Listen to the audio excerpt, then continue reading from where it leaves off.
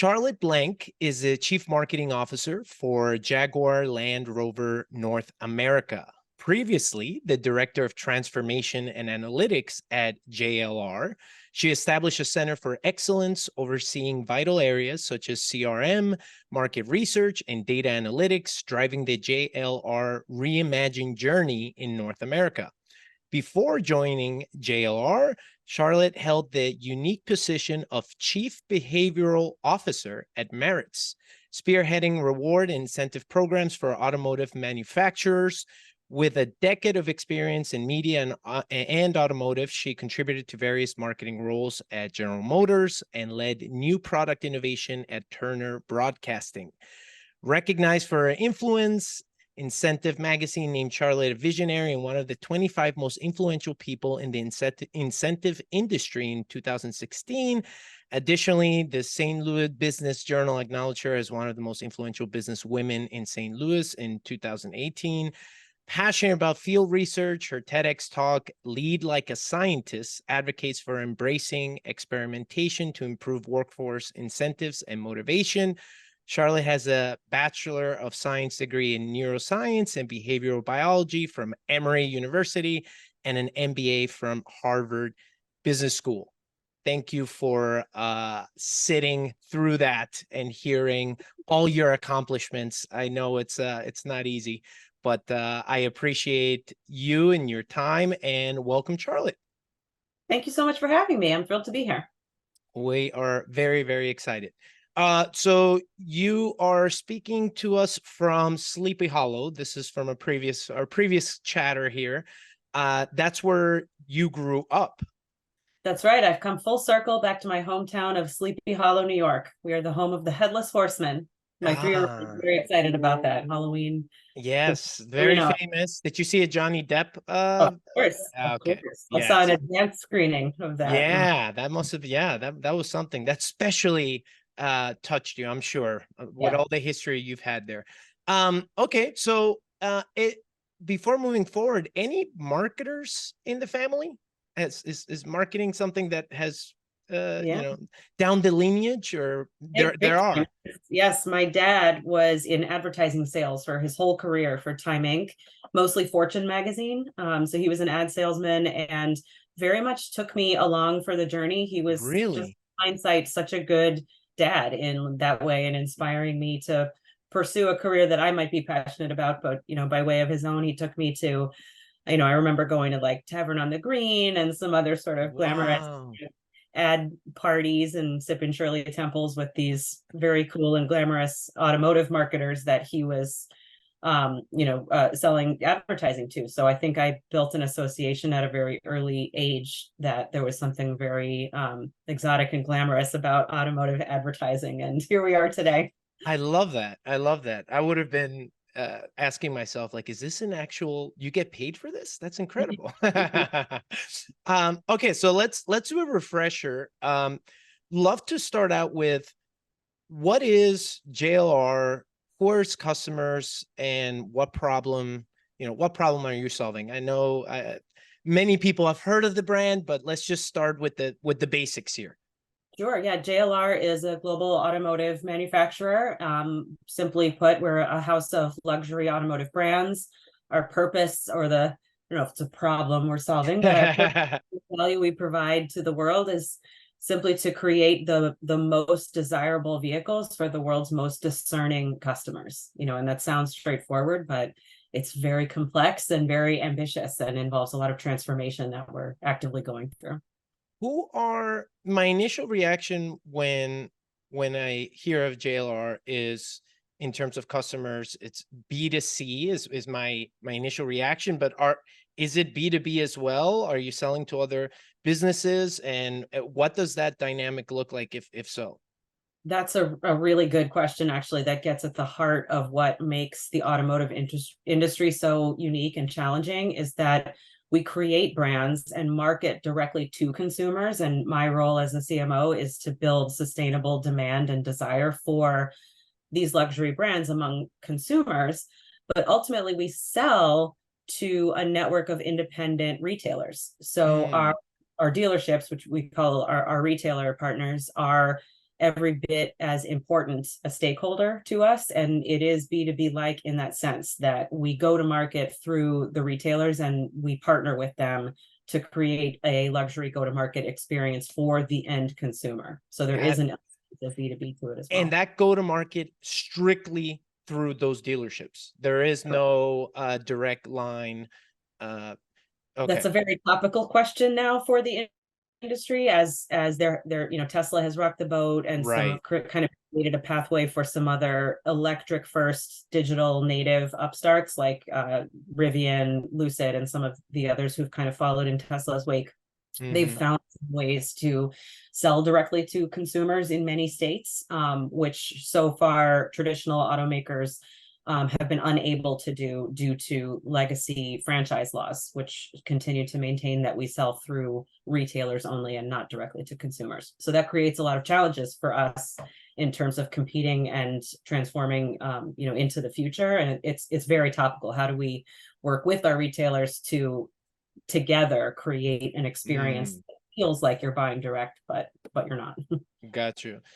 So you have a Bachelor of Science degree in neuroscience and behavioral biology, which I think it's fascinating. How do you use science and neuroscience or psychology to, do you put them to use when you're anticipating customer needs? I'm guessing this is very valuable. Absolutely. I've always thought of myself as a marketer by way of psychology. I've always been passionate about psychology and curious about what makes people tick, especially in a marketplace context. What makes someone choose the brand that they choose or make a decision to buy today rather than later. It's very much, I think, one of the most direct applications of applied psychology that I can think of in, an industry context. So I've always been really passionate about that side of the business, and I do bring it to work and to life every day, whether it be an upper funnel challenge as we're crystallizing our house of brands strategy and really differentiating each of our brands. What makes someone a Range Rover target client versus a Defender target? It's not just about price point. These are very much both luxury brands. So it's about the culture and the personality and the identity and the associations we create with each of those brands. So there's a lot of interesting psychology that occurs at the upper funnel, but especially, in today's performance marketing oriented landscape and the data we have available to us, there's just a lot of interesting data and behavioral science that we can apply at the bottom of the funnel when we look at like website optimization and A/B testing. So I consider that approach, to be leading like a scientist, always running experiments and testing and learning and letting the data guide our decisions. I love that. What is your approach? Talking about that market research, how do you go about approaching that? Where both for customer and even for, competitors? Gosh, there's a lot of kind of angles to that. I mean, we have to make decisions based on behavioral information we have. So what are people doing online and what resonates with them? So, experimentation whenever possible is always my preferred approach. So we run A/B tests on our websites constantly. Holding out control groups when we run, say, a CRM email to observe what drives a higher open or engagement rate. So just that approach to what drives engagement and behavior. But we also have market research available to us from a psychographic standpoint. What drives our consumers? What else are they interested in? I just spoke with a market research company the other day who ran a quick study for us and found some really interesting nuggets of insight that of these associations that I had kind of hypothesized for our Defender target audience that really seemed to bear out in terms of their behavior online, where we saw that people who are likely to identify as a Defender considerer are also very much drawn to online activity about fitness and nutrition and specialized diets and really optimal health. So taking an approach that's rather scientific and rigorous to being the best that they can be from a health and nutrition standpoint is something that we have kind of sensed really aligns with the Defender audience, and that is showing to bear out in online behavior that we can observe. So, I mean, that's just one example. Has there been a particular channel within that market research that is your go-to, that you really place a lot more emphasis in terms of the results that it provides, or it's kind of been, sprinkled here and there across a number of different channels? It really depends on the challenge we have at hand. So that example I just gave was one with a company called Civic Science that we Hmm. were looking at to help us sort of differentiate the personas and target audiences. But another challenge we might have could be all the way at the other end of the funnel in terms of website optimization. And if we're observing through the data that there's a higher than normal bounce rate at a particular point in the journey, then we have a tool we like called Decibel that enables Hmm. us to literally observe on an individual like on the basis of an individual site visitor, we can actually see their mouse clicking around the screen and observe when they're rage clicking or scribbling their mouse back and forth in frustration. And we can observe points of pain that we can address from a web design standpoint. So I think there's so many tools in our toolkit, and it depends on the challenge of the day. You were previously to this role, as we covered before, you're director of transformation and analytics at JLR in North America. Um, what would you say were some of the biggest challenges or learnings from that particular role? And has that role, what you learned from there, are there things that you're totally applying to Mm. where you are now? Absolutely. I'd say the director of transformation role is really, it's an important one. It's really at the forefront of, well, the transformation that's underway at the company, specifically and just in terms of how we go to market and create an experience for our clients that really befits a modern luxury purchase experience. Given some of Mhm. the constraints we talked about upfront about partnering with our retailers and selling through a distributed network of wholesalers, that means that we need to think about the technology we have available to us, but it's every bit as much about the build of the technology as it is about the buy-in of our stakeholders. So I think that role is a really unique one in that it requires both some technical savvy and political savvy and sort of Mm. this of working with our retailers to create a really great purchase experience for our clients. So those are skills that we continue to utilize as we enhance the purchase experience today. And before that, you were chief behavioral officer at Marriott. Um, has that also influenced being the chief behavioral officer? Has that influenced your marketing leadership now and the decisions that you're making within JLR? Yes, my role as chief behavioral officer was really to evangelize scientific leadership and to try to inspire a movement of people leading like scientists. So borrowing from a scientific toolkit and the method of isolating the behavior you're trying to change and pulling from principles of behavioral economics and social psychology. And Mhm. most important of all, running experiments. So not just trying something and seeing what happens pre-post, but actually holding out a true randomized control group so that you can isolate and observe the effect of the intervention you're testing. Easier said than done and utilized much more in marketing, I'd say, than in other Mhm. areas of businesses, but definitely a practice that I've brought to this role in marketing and continue to evangelize in everything we do. It really comes, it's more a colleague I worked with at Merritt's used to say behavioral science is a verb, not a noun. And I think Mm. that it's much more about the approach to problem solving and the commitment to testing and learning through data than it is about any particular discipline. When you are testing and learning through that data, how do you analyze, how do you measure that engagement? What has been most successful for you? Uh, because you're also dealing with, you described that your go to market is through dealerships, right? So now there's a whole set of data that I'm sure that they're receiving, that I don't know how well that transfers back or gets back to you. How do you figure out what does work for that target audience or that customer, and where are the highest engagement points? Yeah, this is really the crux of a lot of our work, and kind of the holy grail for us is to perfectly isolate the customer journey from initial impression to purchase, and to be able to track them along the pathway and identify those barriers and where blockers could be getting in the way, and then running A/B tests to optimize along the path. That's sort of the high level approach we take to any problem, but it's hard to think of a more complex user journey than an automotive purchase decision, because there's the Yeah. competitive landscape in the US in particular. It's a very busy media landscape.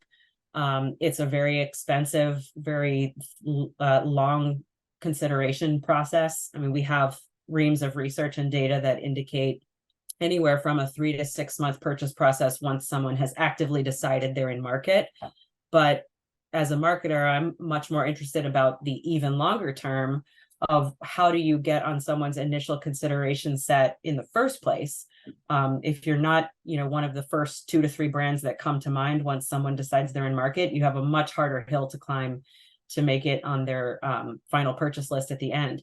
So, that's where these upper funnel, longer term brand building efforts come into play, like the work. One thing that comes to mind is Defender being featured prominently in the James Bond movie a few years ago, or Right. I remember that. like really good breakthrough TV spots or cinematic placements, those sort of upper funnel initiatives that are not meant to drive a purchase the next day, but they're meant to sort of inspire people to just think that's a cool brand, and to have it kind of come to mind when they are in market sometime later. So that's all to say that this isn't selling chewing gum, not to Yeah, direct it's to complex, consumer. and to your point, I mean, it's whenever someone is thinking of making a purchase like that, it's a lot. It's a lot of capital that they're making. It's a big purchase, right? Not what you said, not selling candy. What type of incentives do you think perform best for you when it comes to customer relationship and management? Ideally, as a luxury brand, you should not have to rely on incentives. I mean, that's kind of a kryptonite of the automotive industry that I think Mm. brands have been trying to get away from. Once you start discounting and running incentives, it's very difficult to back off of that strategy, and it becomes a race to the bottom against our competitors. So I am quite proud of all of the JLR brands for kind of holding out and apart from that. So we try to stay away from incentives, but we do keep an eye on the market and try to be intelligent about our pricing, so that ideally you've priced your products in an optimal way to capture the demand and keep things flowing, and not have to rely on discounting and incentives. You had you had a speech. It was entitled "Don't Be Creepy" at the Have It Summit, which I love that title, where you speak about custom messaging and product recommendations in an era of big data. What does this mean for privacy, and how does that affect like customer experience? Yeah, that talk and that paper on "Don't Be Creepy" about how to optimize basically online advertising, that was with a partnership with academic researchers at Harvard Business School, Leslie John being the lead researcher. They were studying privacy in an era of targeting and online advertising, and what makes people, how to kind of strike the right balance of being delightful and offering something useful to people without overstepping and feeling creepy. And the hypothesis was based on social norms that we all sort of abide by in the day to day. These sort of rules of thumb, like don't assume something about someone, you make an S of you and me, or don't talk to someone behind their back. Those Mhm. sort of things you learn from your mom are human social norms that have evolved to, that we all sort of respect. And the question was whether those norms translate to the digital space. And we were able to test that. In my previous role at Merritt's, there's a reward site called Reward Sphere, where people redeem their points that they've earned through loyalty programs for items that they desire. And we were able to run A/B tests that compared when you're showing someone a recommended item, Mhm. as opposed to just the control group was just the word recommended, and the treatments were more explicitly indicating the reason why this thing is recommended. So it would say something like recommended based on your clicks on our site, or recommended based on what you've shared with us. So a little, a little wordy, it makes you think, is that really necessary? Gosh, it's a lot. But actually in both of those conditions, there was significantly more engagement and redemption behavior when people were given those explicit sort of explanations that clarified that we were following those rules of thumb, those social norms, that look, we're not just like assuming this about you based on your activity, or we're not talking about you behind your back, meaning like buying this data from another provider. We're like literally just offering this to you based on, so if you're being explicit about following those rules, people appreciated that. So that was just a really interesting piece of a much bigger research project that those researchers were working on, that all speaks to this notion of respect and transparency. That's important to uphold in an era where data enables us to just kind of make things happen for people and make things show up and make things follow them around the web, which may or may not increase purchase intent until the point where it becomes overwhelming and creepy. Is kind of best. So all of that to say that we need to keep an eye on our ability to be transparent, and where we can indicate to people through disclaimer or in even more explicit means that we respect their data and we're showing this to them with the intent of offering something helpful. What, as you are now, how I didn't put this on my notes, but how long has it been as a chief marketing officer? Just since October, so coming up like maybe 3/4 of a year. 3/4 of a year. Okay. Well, first off, again, congrats. Very exciting. How in this new role, has there been already common mistakes that you have seen marketers in a similar role make, or that you've received lessons learned from the past? Anything that comes across where you say it's I've come across marketers that tend to do this and this and this, and within our industry that just wouldn't work, or that hasn't worked? I think maybe I'd say, related to our conversation about the customer journey and making those, I guess what I would say is making the assumption or the leap from initial impression to purchase of a vehicle, or trying to link our investment in media and advertising and brand building to an immediate sales outcome. And there tends to be, whenever measurement is a good thing, and we're always trying to enhance our approach to solving this sort of holy grail puzzle of what's the optimal thing to spend on to maximize our brand efforts and ultimately our sales in the long term. That's kind of the holy grail for marketers, and there's lots of tools and research partners and approaches that we're taking and building onto it, but it's a process, and it's something that takes a lot of our hearts and brains.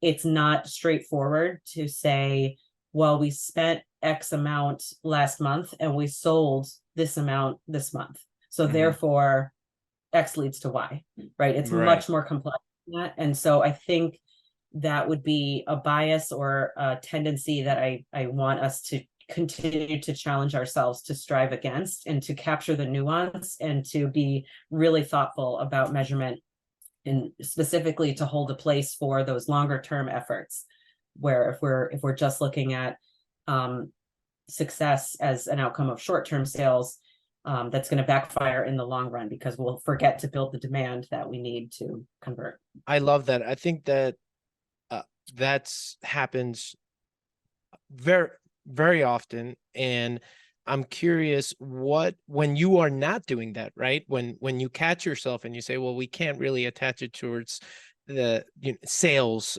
directly, what type of markers do you use that lead the way, right? Exactly. So I picture almost like a rainbow or a spectrum of measurable outcomes that are all important, and let's put them all up on the board. So kind of from the top of the funnel, our brand health metrics like affinity, brand first preference, meaning are they likely to put a Range Rover, Defender, a Discovery, or a Jaguar in their initial consideration set. And then importantly, in our modern luxury brand journey, it's willingness to pay more. Like, is this a brand that that commands a premium? So there are upper funnel like metrics like that we track, and then there are the lower funnel, which are sales, of course, leads, and those lower funnel web activity like configurations, and other kind of website activity that indicates that people are very much in market and considering our product. But what I think is most interesting is trying to connect the dots in the middle, and where we're seeing a lot of promise is in share of search. So there's a lot of research that indicates if you're capturing a large proportion of people searching for brands of our industry, that's a really strong indicator of future market share. And it's that nice blend of your brand being top of mind for a consumer, and you're sort of in their headspace, and they're actually actively engaging in a behavior that indicates purchase intent. So for someone to go to their computer and Google Defender is a really strong signal. So that's one that we pay very close attention to. So here with our Techstars Alumni group of venture-backed tech founders, many of which are founder, CEO, but they also have their C-suite, their CMOs, their COOs.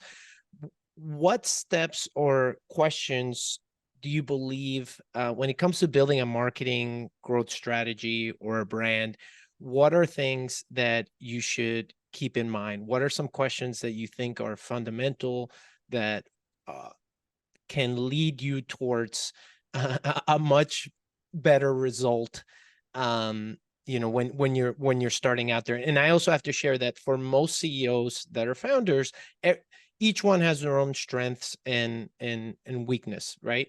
And some don't come from the marketing background, some don't come from or from from across of different backgrounds. But what if you don't come from that? What are things that you should keep in mind as you are introducing this product, as you're trying to figure out product market, a product market fit?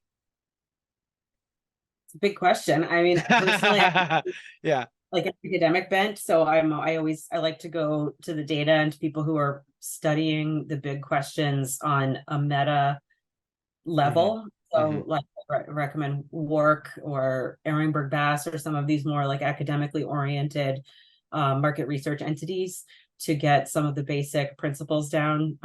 How brands grow is kind of a marketer's staple. I think some of the basics we've talked about, like balancing brand and demand, is always a helpful framework in ensuring that you have resources and skills to address the upper funnel and building sustainable brands in the long term that are sufficiently differentiated and anchored on a principle or a purpose that transcends the product of the moment or the deal of the day, but it's really much more about speaking to a psychological need of your consumers and to their identity. So really, starting with that brand function of the business, and then also with the tools evolving today, making sure that you're competitive in the demand generation and capture side of the house. So everything we've discussed, from building measurable, trackable customer journeys, identifying those touch points along the way of the journey, and being able to A/B test ways to optimize that experience and maximize conversion. That's also important to get right and to optimize at the margin and remain competitive on top of having brand work.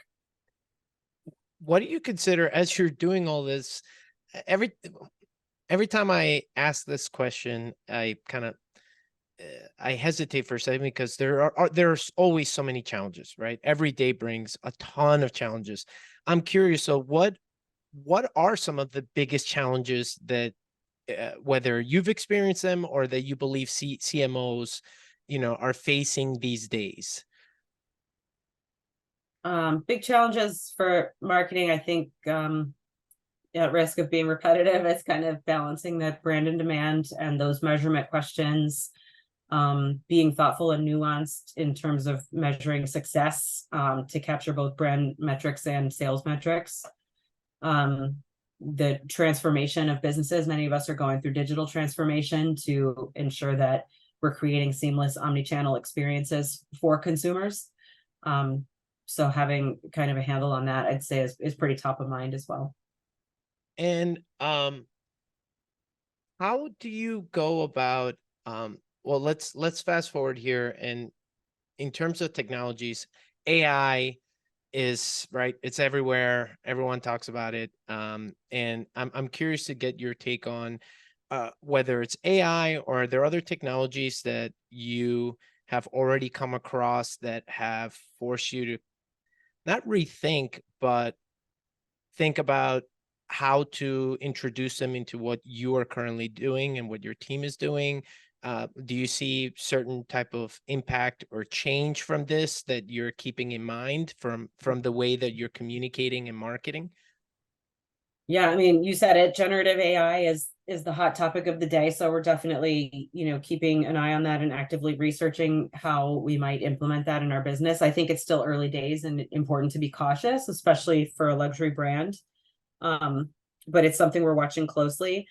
I also think AR, VR it's something that we're hopeful about for like 15 years, but But it's coming. like, you can see that eventually, and maybe it'll happen just like that tomorrow, it will provide just a totally breakthrough way to connect with people and immerse them in more of the tangible aspect of our brand, or specifically our products, from afar. So, they may not have to come into a showroom or an event to physically sit in a vehicle, because the headset VR experience is so realistic that we could program it with real-time information of what it feels like to drive the vehicle, for example. Or, from an AR standpoint, I could imagine how that might transform the configuration experience of, I'm interested in the Range Rover and I want to click around the website and configure with different options and different colors. Well, imagine if you could do that in your driveway, and change it around and see what it might look like with different feature specs, in a much more personalized setting. I think that's really compelling. I'm very bull on that as well. And when Apple announce its headset, is really exciting. It's very interesting. I'm curious to see, actually having the chance to be able to try it on and see what that experience looks like. But that makes a ton of sense in all the ways in which a whole set of new experiences can be felt by a consumer. Are there any particular campaigns within your lines that you are promoting, pushing? Any new sort of announcement or anything that, or not new, or something that's fairly new? Yeah, fairly new. And also, just my personal favorite is the Defender Service Awards. So Defender, you've heard me mention a few times on the podcast. I think it's the most exciting of our brands right now in terms of the place we're in. Defender has just launched only 3 years ago in the States and is rapidly growing.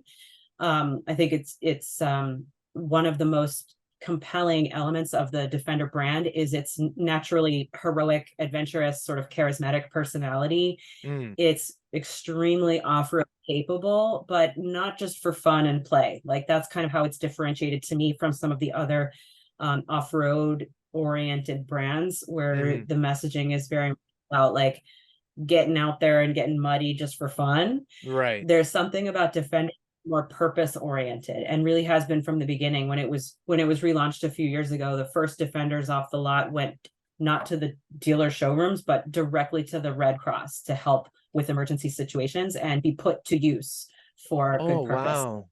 So, kind of extrapolating from that, what we've created in the States is Defender Service Awards, which is a cause-related platform which invites charities and cause organizations to submit video applications about telling the story of their organization, which may fall into a few different categories like animal welfare, search and rescue,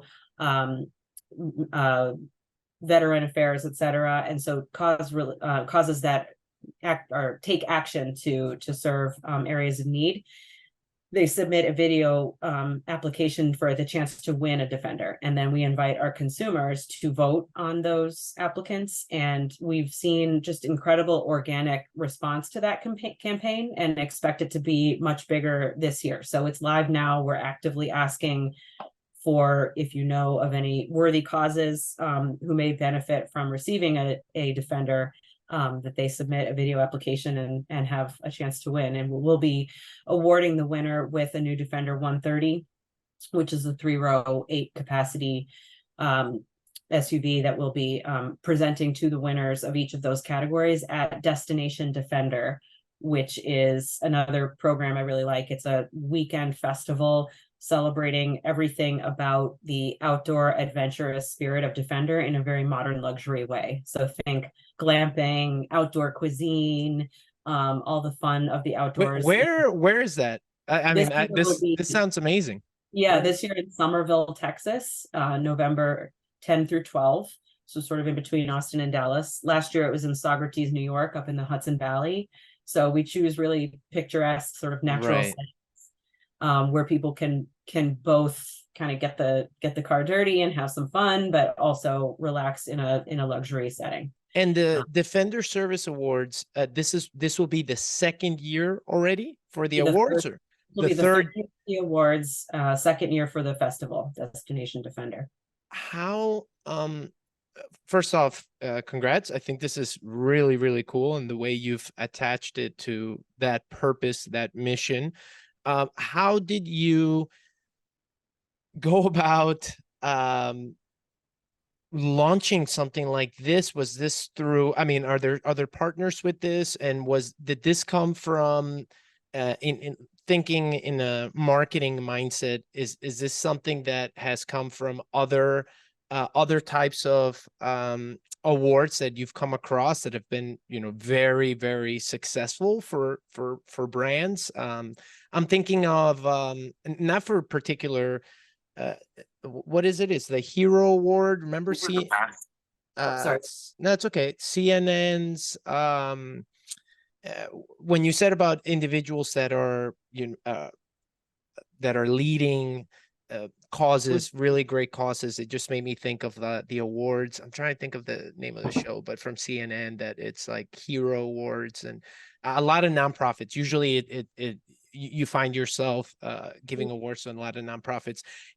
The individuals for these service awards, what are these also mostly nonprofits? These end up being or other types of legally structured companies? They're mostly nonprofits. Your question about partners, that's actually a really important element of this too. Mm-hmm. We've involved our retailers as well as some of our key marketing partners, publishers, and most of all Chase, which is our financial services partner. So the whole program is sponsored by Chase, and then each of the individual categories are sponsored by relevant partners we have. So for example, Outside Magazine or Pelican sponsor various categories, so that Animal Planet is sponsoring Animal, Wildlife, and Marine Welfare Award. So just by reaching out to the community and identifying these sort of sponsorship angles only makes the program stronger, because then each of these organizations contributes financially to enhance the award for the winners. So they'll receive $5,000, $25,000 each in addition to the vehicle. Has this been picked up by networks, or what? The actual awards themselves, or what does that look like, and is that in part of the plan as well? That is, we're actively planning how do we make it bigger this year. So historically, the first 2 years, it's, as I said, much more organic, much more about earned media. But we think it has the potential to really stand on as its own platform and should live above the line somewhere. So we're having conversations like that. What do you see this? How do you consider success? What's the metric for this? now this is the third year, how do you go about figuring out, okay, obviously broadening the more awareness, but like what is driving you to always kind of have a clarity of the direction you want to continue taking this? Yeah, I mean, there are tangible metrics, like, for example, consumer voting. Last year, with minimal organic kind of word of mouth, we had over 200,000 consumer votes. So I expect that to increase dramatically as we promote the program more and scale it. So consumer engagement, I think retailer engagement has been a really great part of the program, because it lends itself so naturally to our retailers' comparative advantage, which is they're placed within the community and they know so many organizations. So they have, taken the program on and have been very active in recommending organizations and even hosting launch parties to watch the awards, or even some of them have given away consolation prizes to runners up. They've given them like a year lease to a defender. So really paying attention to retailer participation.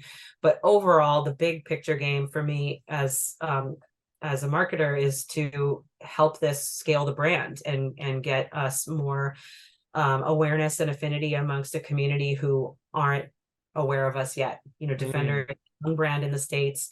We're relatively unknown. Those who know us love us, but we know we have an opportunity to grow substantially. So we think by attaching this to a worthy cause and something that's very much in the spirit of the Defender brand, and the purpose, that we'll be reaching families, moms, more consumers who aren't currently engaged with us. What has been, and I just want to make sure that I do have this, whether it might have been in previous questions or not, kind of tapping around it. What has been the most successful acquisition channel for you so far? Well, there's that holy grail question again. Successful as defined by immediately converting sales, or successful as defined by growing the brand? Let's go with the brand. I mean, the awards, is this something that you hope to continue investing in, building? It's giving you already enough metrics and insights that you believe, what, this can really, this can really make a huge impact in terms of brand awareness? Or are there certain channels that you say, the hardest thing is always trying to say, go on this, stop this, right? Right? It's like, a little bit more of this, a little bit less of this. You're always, so how do you, yeah, that is the holy grail. So that sort of media mix optimization is like tip of the tongue, like something we're talking about every day. So the answer to that by definition changes all the time. So it depends on the brand we're most focused on. It depends on the goals we're trying to hit. So we're constantly adjusting and optimizing and maintaining an agile approach to the channels, which was, the question you asked, I think. But I think like what's more important to me than where we're kind of placing our media of the moment, it's the message that we're sending, and are we being consistent around a brand platform that will stand the test of time? And that's exactly why I'm so bullish on Defender Service Awards, because it's just so meaningful to people and enables us to tell such a rich palette of stories, and it invites rich, fresh stories every year, because there's so many organizations out there doing such interesting, diverse work, that it just gives us sort of limitless stories to tell. Last year's winner was Appalachian Bear Rescue. Everyone loves an animal story. Wow. You can imagine like just the content and the heartwarming emotional stories you could tell just on that one alone, and showcase the capability and utility of the Defender in context of the good it can do, not just in the technical specs of the vehicle. I think that's brilliant. That makes a lot of sense. And I love when the incentives align across all audiences, right? That it's what's good for you and the brand is also ends up being great for those organizations that are doing amazing things, that ends up being great for retailers, everyone that wants to be a part of it. Okay, well, I know that we're closing in here. Is there anything else that you love to share that I did not ask, anything related to another project or anything that you want to make sure gets out there.